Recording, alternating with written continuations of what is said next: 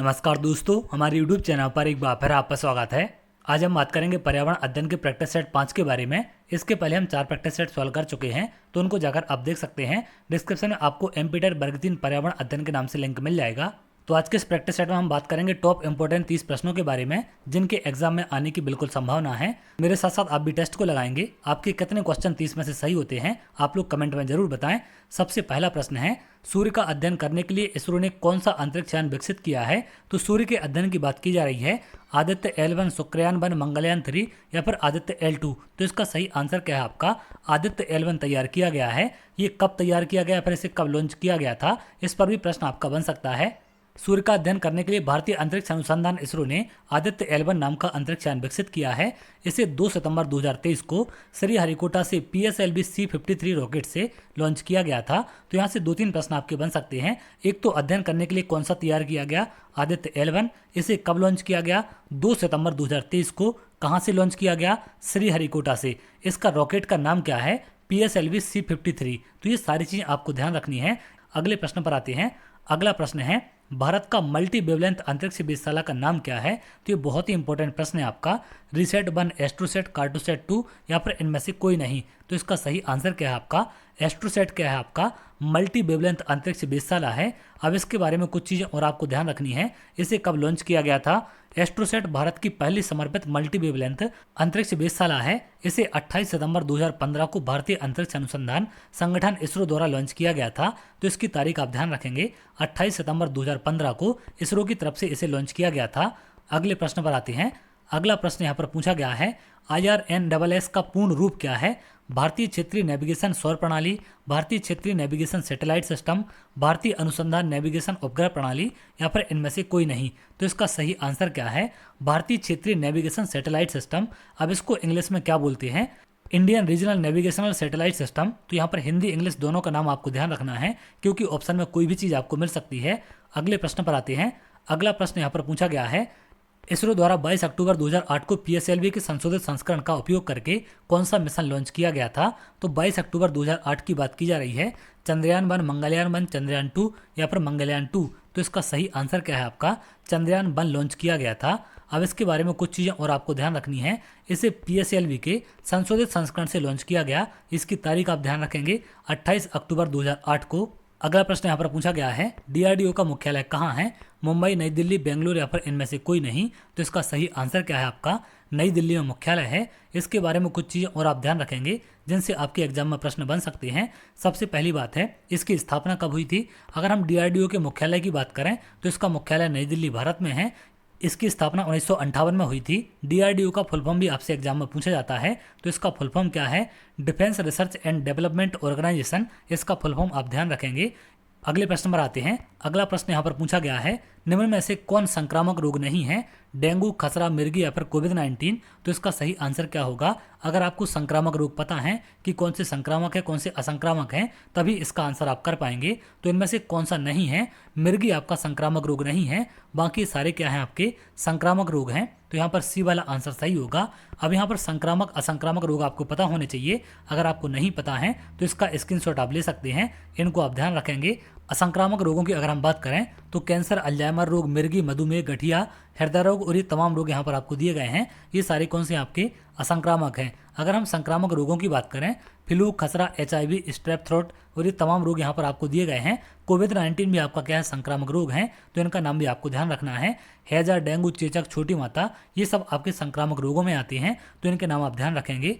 अगले प्रश्न पर आते हैं। अगला प्रश्न यहाँ पर पूछा गया है, ड्यूटेरियम निम्न में से किसका समस्थानिक है? ड्यूटेरियम का नाम आप सभी ने सुना होगा, हीलियम, नाइट्रोजन, हाइड्रोजन या फिर ऑक्सीजन। तो इसका सही आंसर क्या है? ये किसका समस्थानिक होता है? हाइड्रोजन का। अब इसके बारे में कुछ और चीज़ें आपको ध्यान रखनी है। ड्यूटेरियम हाइड्रोजन का एक समस्थानिक होता है। हाइड्रोजन के 3 समस्थानिक होते हैं। 3 कौन कौन से होते हैं आपके? प्रोटियम, ड्यूटेरियम और ट्रिटियम। ये तीनों के नाम आप ध्यान रखेंगे। अब इसके बारे में एक चीज़ और आपको ध्यान रखनी है, ड्यूटेरियम को भारी हाइड्रोजन भी कहा जाता है। कभी कभी एग्जाम में आपसे ऐसा पूछा जाता है कि इनमें से कौन सा भारी हाइड्रोजन है? तो भारी हाइड्रोजन आपका क्या होता है? ड्यूटेरियम। इसका प्रतीक क्या है? 2H या फिर D से इसे डिनोट किया जाता है। अगले प्रश्न पर आते हैं। अगला प्रश्न यहाँ पर पूछा गया है, द्रव्यमान संख्या निम्न में से कौन कहलाती है? प्रोटॉन न्यूट्रॉनों की संख्या का योग, इलेक्ट्रॉन प्रोटॉन की संख्या का योग, या फिर इलेक्ट्रॉन न्यूट्रॉन की संख्या का योग, या फिर इनमें से सभी। तो इसका सही आंसर क्या होगा? प्रोटॉन न्यूट्रॉन की संख्या के योग को क्या कहते हैं? द्रव्यमान संख्या कहा जाता है। अब यहाँ पर कुछ चीजें और आप ध्यान रखेंगे। द्रव्यमान संख्या किसी परमाणु में मौजूद प्रोटॉन और न्यूट्रॉन की संख्या के योग को कहते हैं।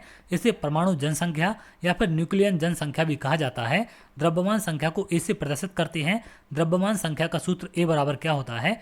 P+n, क्योंकि P आपका क्या है? प्रोटॉन है और n आपका न्यूट्रॉन है। ए किसको कहते हैं? द्रव्यमान संख्या को।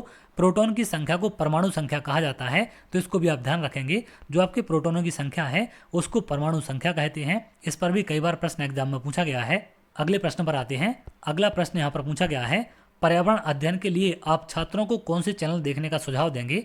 National geography, discovery, animal planet, या फिर इनमें से सभी? तो इनमें से सभी इसका आंसर होगा। अगले प्रश्न पर आते हैं। अगला प्रश्न यहाँ पर पूछा गया है, जीवन की मूलभूत इकाई है ऊतक, रक्त, कोशिका या फिर प्रोटीन? तो इसका सही आंसर क्या होगा? कोशिका आपकी क्या होती है? जीवन की मूलभूत इकाई होती है। इसके बारे में कुछ और चीजें आप ध्यान रखेंगे। जीवन की मूलभूत इकाई कोशिका है। कोशिका को जीवन की संरचनात्मक और कार्यात्मक इकाई भी माना जाता है। कोशिकाएं जीवित चीजों की सबसे छोटी इकाई है और सभी जीवों का निर्माण खंड है। अगले प्रश्न पर आते हैं। अगला प्रश्न यहाँ पर पूछा गया है, मनुष्य के शरीर की जैव रासायनिक प्रयोगशाला है आमाशय, यकृत, आंत या फिर वृक्क? इनमें से किसे मनुष्य के शरीर की जैव रासायनिक प्रयोगशाला कहा जाता है? तो इसका सही आंसर क्या होगा? यकृत को क्या कहते हैं? जैव रासायनिक प्रयोगशाला कहा जाता है। इसके बारे में कुछ और चीजें आपको ध्यान रखनी है। मानव शरीर की जैव रासायनिक प्रयोगशाला यकृत को कहा जाता है, क्योंकि यकृत में कई तरह के पाचन कार्य होते हैं और यह एंजाइमों का स्त्राव करता है। यकृत पित्त का उत्पादन करता है जो वसा में पाचन और अवशोषण में मदद करता है। तो यकृत को क्या कहते हैं? शरीर की जैव रासायनिक प्रयोगशाला कहा जाता है। अगले प्रश्न पर आते हैं। अगला प्रश्न यहाँ पर पूछा गया है, सौर सेल द्वारा किस ऊर्जा को विद्युत ऊर्जा में बदला जा सकता है? रासायनिक ऊर्जा, नाभिकीय ऊर्जा, प्रकाश ऊर्जा या फिर चुंबकीय ऊर्जा? तो सौर सेल क्या करता है?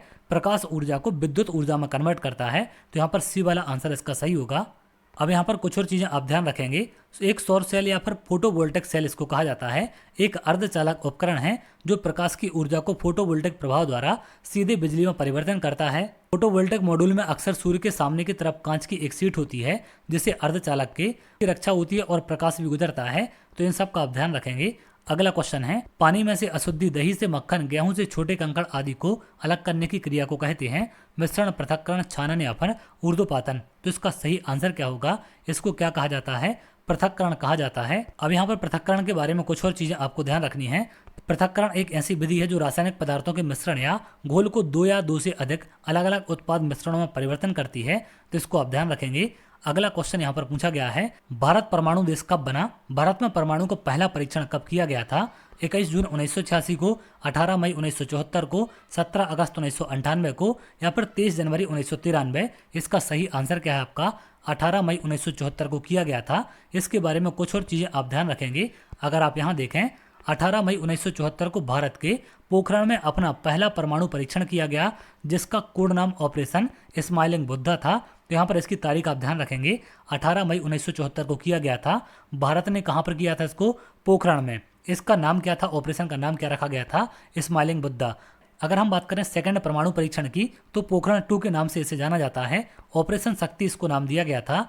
मई 1998 में इसका परीक्षण किया गया। यह भारत के द्वारा किए गए 5 परमाणु हथियारों के परीक्षणों की एक श्रृंखला थी। दोनों का आपको नाम ध्यान रखना है, एक का स्माइलिंग बुद्धा था और एक का ऑपरेशन शक्ति। अगले प्रश्न पर आते हैं। अगला प्रश्न यहाँ पर पूछा गया है, भारत में किस प्रकार के वन सबसे अधिक वितरित हैं? उष्णकटिबंधीय शुष्क सदाबहार वन, उष्णकटिबंधीय अर्ध सदाबहार वन, उष्णकटिबंधीय पर्णपाती वन, उपर्युक्त में से कोई नहीं? तो इसका सही आंसर क्या होगा?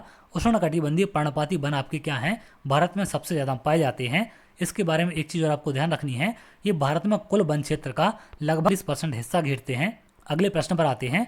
अगला प्रश्न यहाँ पर पूछा गया है, जैव ईंधन में अल्कोहल के कौन से 2 रूप शामिल होते हैं?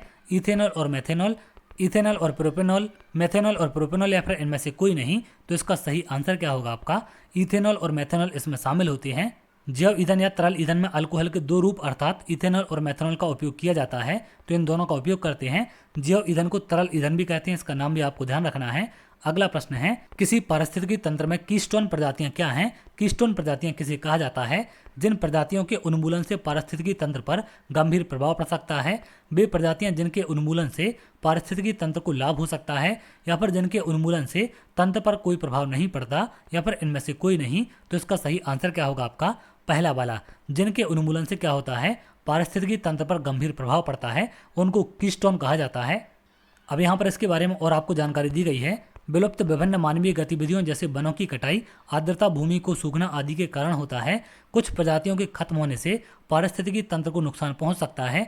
ऐसी प्रजातियों को कीस्टोन प्रजातियां कहा जाता है। तो जिनसे पारिस्थितिकी तंत्र को नुकसान पहुंचता है उनको क्या कहते हैं? कीस्टोन प्रजातियां। अगले क्वेश्चन पर आते हैं। अगला क्वेश्चन यहाँ पर पूछा गया है, कौन सा तत्व जानवरों और पौधों दोनों के ऊतकों का निर्माण खंड है? गंधक, कार्बन, नाइट्रोजन या फिर इनमें से कोई नहीं। तो इसका सही आंसर क्या होगा? कार्बन क्या होता है? जानवर और पौधों दोनों के ऊतक का निर्माण खंड होता है। तो इसका नाम आप ध्यान रखेंगे। यहाँ पर कुछ और जानकारी आपको दी गई है। कार्बन जानवरों और पौधों दोनों के ऊतकों का एक बुनियादी निर्माण खंड है। कार्बन वायुमंडल में कार्बन डाइऑक्साइड के रूप में पाया जाता है। अगले प्रश्न पर आते हैं। अगला प्रश्न यहाँ पर पूछा गया है, एक पारिस्थितिकी तंत्र में बड़ी संख्या में परस्पर जुड़ी श्रृंखला मिलकर एक बनाती है। नाइट्रोजन चक्र, कार्बन चक्र, वेब भोजन या फिर खाद्य श्रृंखला। तो इसका आंसर लगभग आप सभी को पता होगा। एक बड़ी संख्या में परस्पर जुड़कर क्या बनाते हैं? ये खाद्य श्रृंखला बनाते हैं। अब यहाँ पर इसके बारे में कुछ और चीजें आप ध्यान रखें। एक पारिस्थितिकी तंत्र में आपस में जुड़ी हुई श्रृंखला मिलकर एक खाद्य जाल बनाती है, जो एक पारिस्थितिकी तंत्र का एक बुनियादी हिस्सा है। यदि किसी मानवीय गतिविधि के कारण इन कड़ियों में गड़बड़ी होती है तो इससे पारिस्थितिकी तंत्र में विभिन्न प्रजातियों को नुकसान हो सकता है। अगले प्रश्न पर आते हैं। अगला प्रश्न यहाँ पर पूछा गया है, स्थिर तरल पदार्थ में द्रव का स्थानीय दाब किस प्रकार परिवर्तित होता है? क्षैतिज दिशा में केवल गहराई के साथ, ना तो गहराई के साथ ना ही क्षैतिज के साथ, गहराई के साथ और क्षैतिज दोनों के साथ। तो किस प्रकार से इसमें परिवर्तन होता है? इसका सही आंसर है आपका केवल गहराई के साथ। अब यहाँ पर इसके बारे में कुछ और जानकारी आपको दी गई है। पास्कल का नियम लगभग आप सभी ने पढ़ा होगा। पास्कल का नियम क्या होता है? किसी तरल पदार्थ का स्थानीय दबाव सभी दिशाओं में समान होता है, इसलिए दबाव x और y दिशा के साथ भिन्न नहीं होगा। उस बिंदु से ऊपर पानी के स्तंभ के अतिरिक्त भार के कारण गहराई में वृद्धि के साथ स्थानीय दाब बढ़ेगा। तो जैसे गहराई में जाएंगे दाब इस पर बढ़ता जाता है। अगले प्रश्न पर आते हैं। अगला प्रश्न यहाँ पर पूछा गया है, 1992 में किस शहर में पृथ्वी सम्मेलन हुआ था? बहुत ही ज्यादा इंपॉर्टेंट क्वेश्चन है आपका। पृथ्वी सम्मेलन कब हुआ था आपका? 1992 में। इसका सन आपको ध्यान रखना है। कौन से शहर में हुआ था? Kyoto, Rio de Janeiro, London या फिर न्यूयॉर्क। तो इसका सही आंसर क्या है? ये हुआ था आपका रियो डी जेनेरियो में। अब इसके बारे में कुछ और चीजें आप ध्यान रखेंगे। पृथ्वी शिखर सम्मेलन साल 1992 में ब्राजील के रियो डी जेनेरियो में आयोजित किया गया था। यह सम्मेलन 3 से 14 जून के बीच चला था। इसे पर्यावरण और विकास पर संयुक्त राष्ट्र सम्मेलन के नाम से भी जाना जाता है। तो यहाँ पर 2-3 प्रश्न आपके बन सकते हैं। एक तो इस सम्मेलन का आयोजन कब हुआ था? 1992 में। कहाँ पर आयोजित किया गया? Rio de Janeiro. Rio de Janeiro कहाँ पर पड़ता है आपका? ब्राजील में। इसको किस नाम से जाना जाता है? पर्यावरण और विकास पर संयुक्त राष्ट्र सम्मेलन के नाम से इसे जाना जाता है। अगले प्रश्न पर आते हैं। अगला प्रश्न यहाँ पर पूछा गया है, क्योटो प्रोटोकॉल 1997 का संबंध निम्न में से किससे है? तो क्योटो प्रोटोकॉल आपका कब हुआ था? 1997 में। इसका संबंध किससे है? जलवायु संरक्षण से, वायुमंडल संरक्षण से, पर्यावरण संरक्षण से या फिर वन संरक्षण से। तो इसका सही आंसर क्या होगा आपका? पर्यावरण संरक्षण से। अब इसके बारे में कुछ और चीजें आपको ध्यान रखनी है। क्योटो प्रोटोकॉल ग्रीन हाउस गैसों के उत्सर्जन को कम करने के लिए बनाया गया था। यह प्रोटोकॉल जलवायु परिवर्तन के प्रतिकूल प्रभावों से निपटने में मदद करने के लिए बनाया गया था। तो इसका मेन उद्देश्य क्या था? ग्रीन हाउस गैसों के उत्सर्जन को कम करना। इसके लिए इसे बनाया गया था। अगले क्वेश्चन पर आते हैं। अगला क्वेश्चन है, सरीसृप और उभयचरों के अध्ययन को क्या कहा जाता है? हिपैटोलॉजी, हेमेटोलॉजी, हेलमिन्थोलॉजी या फिर हर्पेटोलॉजी। तो इसका सही आंसर क्या होगा? हर्पेटोलॉजी। अब यहाँ पर हर्पेटोलॉजी के अलावा जो बाकी ऑप्शन आपको दिए गए हैं इनके अध्ययन को भी आप ध्यान रखेंगे। हर्पेटोलॉजी की अगर हम बात करें तो इसे क्या कहते हैं? सरीसृप और उभयचरों के अध्ययन को कहा जाता है। अगर हम हिपैटोलॉजी की बात करें तो इसके अंतर्गत अग्नाशय, यकृत, पित्त, पित्ताशय और उनके विकारों का अध्ययन किया जाता है। हेलमिन्थोलॉजी के अंतर्गत परजीवी कृमियों के अध्ययन किया जाता है। हेमेटोलॉजी के अंतर्गत रक्त और उसके विकारों की चिकित्सा का अध्ययन किया जाता है। तो बाकी इन सब के अध्ययन को भी आपको ध्यान रखना है, क्योंकि इन पर भी प्रश्न आपके बन सकते हैं। अगले क्वेश्चन पर आते हैं। अगला क्वेश्चन यहाँ पर पूछा गया है, रेड सिंधी किसकी एक प्रजाति है? गाय की, बैल की, घोड़ा या फिर भैंस। तो इसका सही आंसर क्या होगा? ये एक गाय की प्रजाति होती है। ये मुख्यतः कहाँ पर पाई जाती है? आपकी सिंध प्रांत, पंजाब में पाई जाती है ज्यादातर संख्या में। भारत में एक कम संख्या में है।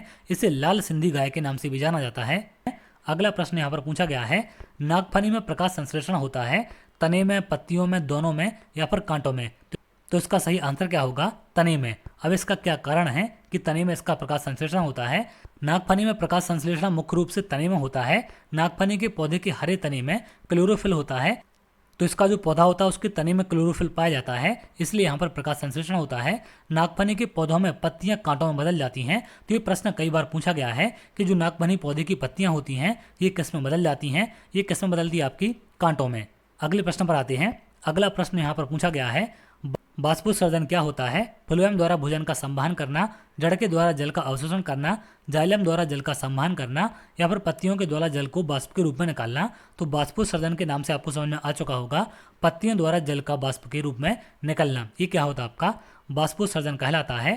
अगले प्रश्न पर आते हैं। अगला प्रश्न यहाँ पर पूछा गया है, भारत में प्रथम वन नीति की घोषणा की गई थी। तो पहली वन नीति भारत में कब घोषित की गई, वर्ष 1952 में, वर्ष 1956 में, 1973 या फिर 1986। तो इसका सही आंसर क्या होगा आपका, ये कब घोषित की गई थी, 1952 में। इसके बारे में कुछ और चीज़ें आप ध्यान रखेंगे। भारत सरकार ने पहली राष्ट्रीय वन नीति 1952 में जारी की थी, किंतु भारत में वन नीति की शुरुआत ब्रिटिश काल में 1894 में हो गई थी। 1952 और 1988 में इसमें संशोधित किए गए थे। तो इसकी शुरुआत कब हुई थी, आपकी 1894 में। लेकिन यहाँ पर जो ऑप्शन आपको दिए गए हैं इनके हिसाब से 1952 आंसर करना पड़ेगा। 1952 और 1988 में इसमें संशोधन किया गया था। तो भारत में प्रथम वन नीति इसे माना जाता है कि 1952 में आपकी लागू की गई है। अगले प्रश्न पर आते हैं। अगला प्रश्न यहाँ पर पूछा गया है, बास्केटबॉल में कितने खिलाड़ी होते हैं, 5, 7, 9, 11। तो गेम पर भी आपके प्रश्न लगातार एग्जाम में पूछे जाते हैं। बास्केटबॉल में कितने खिलाड़ी होते हैं, आपके 5 होते हैं। अगले प्रश्न पर आते हैं। अगला प्रश्न यहाँ पर पूछा गया है, सेलेनोलॉजी का तात्पर्य क्या है, मंगल का अध्ययन, चंद्रमा का अध्ययन, सूर्य का अध्ययन या फिर समुद्र का अध्ययन। तो ये बहुत ही ज़्यादा इंपॉर्टेंट क्वेश्चन है आपका, एग्जाम में कई बार इसे पूछा गया है। इसका सही आंसर क्या होगा, चंद्रमा के अध्ययन को सेलेनोलॉजी कहा जाता है। अगले और लास्ट प्रश्न पर आते हैं। प्राथमिक कक्षा स्तर पर पर्यावरण अध्ययन शिक्षण के 3 प्रमुख उद्देश्य हैं, ज्ञान, अवबोध, अनुप्रयोग, कौशल, रुचियां, अभिव्यक्ति, योग्यताएं, प्रशंसाएं, अवकाश काल का सदुपयोग, उपरोक्त में से कोई नहीं। तो इसका सही आंसर क्या होगा, आपका ज्ञान, अवबोध और अनुप्रयोग। तो ये थे आज के टॉप इंपोर्टेंट 30 क्वेश्चन जो कि एग्जाम में आपके बन सकते हैं। क्वेश्चन से संबंधित और भी हमने जानकारी देखी, उनसे संबंधित कोई और प्रश्न अगर आपका बन जाता है तो उनको भी आप कर पाएंगे। इसी प्रकार के हम पहले 4 और प्रैक्टिस सेट सॉल्व कर चुके हैं, वहाँ पर आपको 120 प्रश्न मिल जाएंगे, उनमें भी इसी प्रकार के सॉल्यूशन है। इसके साथ साथ अगर आप और नए क्वेश्चनों की प्रैक्टिस करना चाहते हैं तो आप लोग संदीपनी एकेडमी हटा एप्लीकेशन डाउनलोड कर सकते हैं। वहाँ पर मैंने एमपीटेट वर्ग 3 पात्रता परीक्षा 2024 की टेस्ट सीरीज लॉन्च कर दी है, जिसमें आपको लेटेस्ट पैटर्न पर आधारित क्वेश्चन मिलेंगे। फुल लेंथ टेस्ट भी डलना स्टार्ट हो चुके हैं। 10 टेस्ट आपके सब्जेक्ट वाइज हैं और एक टेस्ट वहाँ पर फुल लेंथ डल चुका है। धीरे धीरे करके और फुल लेंथ टेस्ट आपको मिल जाएंगे, तो आप लोग उसे ज्वाइन कर सकते हैं। बहुत कम चार्ज में इसे रखा गया है, मात्र 149 रुपये में आप इसे परचेस कर सकते हैं। इसके लिए आपको फर्स्ट 50 कोड अप्लाई करना पड़ेगा, तभी आपको यहाँ पर 50% का फ्लैट डिस्काउंट मिलेगा, क्योंकि इसका प्राइस 299 रुपये है। तो अगर आप इसे 149 में परचेस करना चाहते हैं तो पहले 50 लोगों के लिए फर्स्ट 50 कोड अप्लाई करना है, जिससे इसे परचेस कर सकते हैं। बहुत कम सीटें यहाँ पर बची हैं, लगभग 50 परचेस यहाँ पर फुल होने वाले हैं, तो आप लोग जल्द इसे परचेस कर सकते हैं, क्योंकि इसके बाद आपका ऑफर नहीं लगेगा और आगे चल के आपको 299 में टेस्ट सीरीज मिलेगी। डेमो ग्रुप में मैथ का 30 नंबर का टेस्ट रखा गया है, उसे आप लोग फ्री ऑफ कॉस्ट दे सकते हैं। उससे आपको एग्जाम के लेवल का अंदाजा लग जाएगा कि किस लेवल के क्वेश्चन इस बार आपके आ सकते हैं या फिर टेस्ट सीरीज का लेवल क्या है।